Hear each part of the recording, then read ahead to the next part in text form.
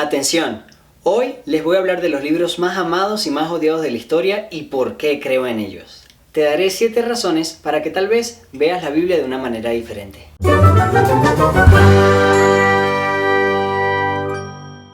Muchos argumentan que es tonto creer en un libro que tiene profecías que se cumplen en el mismo libro.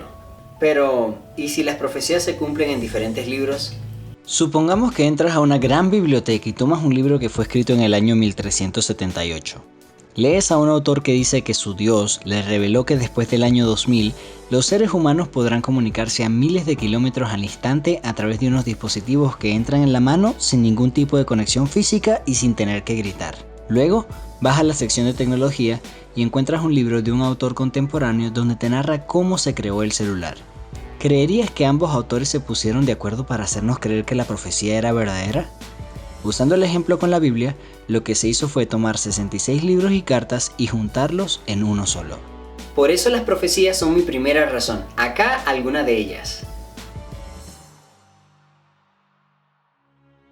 Esta evidencia hace referencia a la cantidad de copias y a la distancia que existe entre el original y la copia.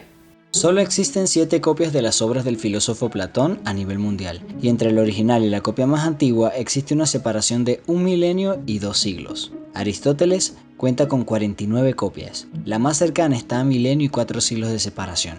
La Ilíada de Homero rompe el récord entre las obras griegas con 643 copias y una separación de tan solo 400 años entre copia y original. Todas estas obras han moldeado el sistema educativo, político, social y económico del mundo occidental, y nadie discute si en realidad existieron o si lo que dicen es verdad. ¿Por qué con la Biblia se cuestiona todo, siendo que solo el Nuevo Testamento tiene más de 5.800 copias, siendo la más antigua de solo 20 a 30 años del original?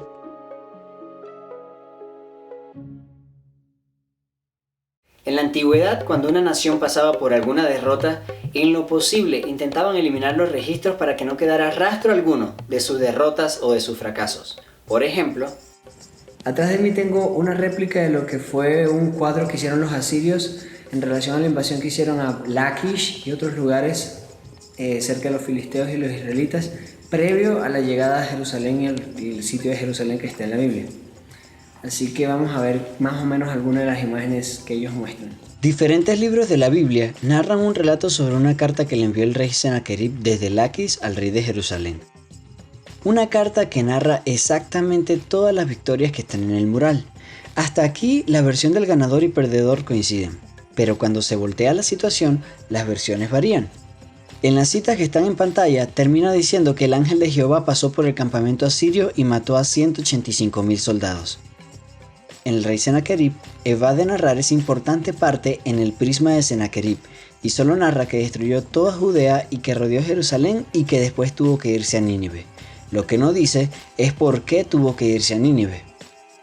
Flavio Josefo, historiador judío, narra que cuando Sennacherib volvía a Jerusalén, se encontró que Dios había enviado una enfermedad que había matado a 185.000 hombres y prefirió evadir la situación y se fue a Nínive, donde sus propios hijos lo asesinaron.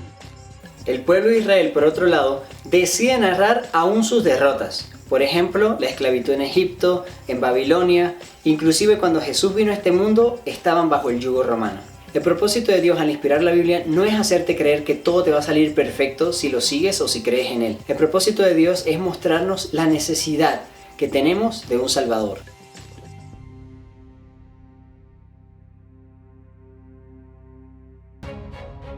El mensaje central de la Biblia está en Jesús. Si Él no existió, nada de lo que está en la Biblia tiene sentido. Hay muchas personas que creen que Jesús nunca existió. Veamos si esto es cierto. Médicos, cobradores de impuestos, reyes, sacerdotes, judíos, griegos, etíopes, libres y esclavos, todos testificaron de la existencia de Jesús.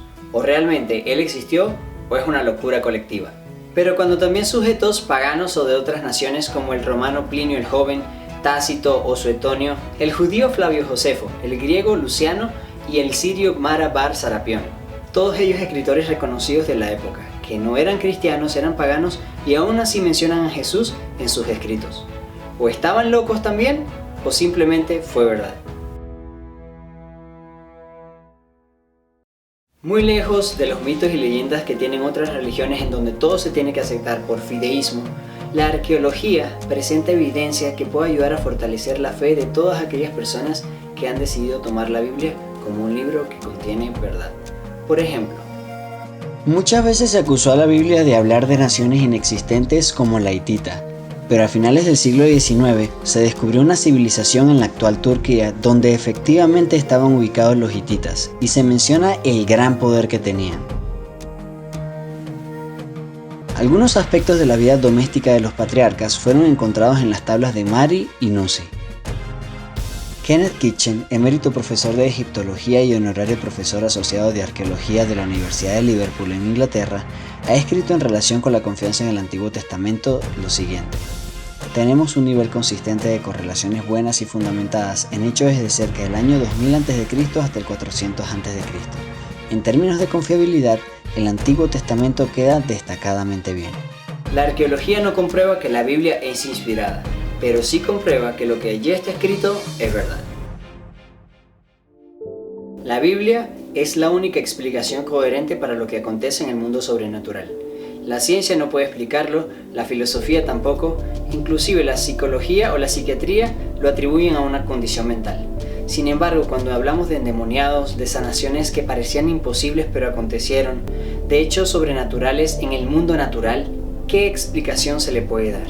La Biblia es la única que me da una explicación racional en relación a todos estos eventos, de por qué pasan y qué hay detrás de todo ello.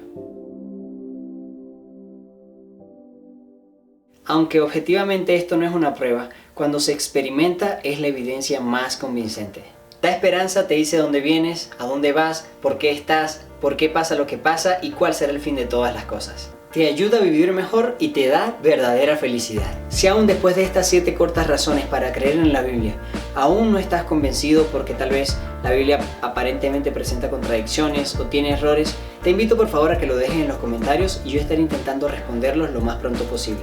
La idea no es argumentar, ni discutir, ni demostrarte que yo sé más o que tú sabes más, sino más bien compartir parte del conocimiento y parte de las razones por las cuales tal vez yo creo o por las cuales tal vez tú no crees. Me gusta saber que aunque no compartas mi punto de vista en algunas cosas, igual estás buscando obtener la verdad. Recuerda que no importa lo que hagas, Dios sigue esperando por ti.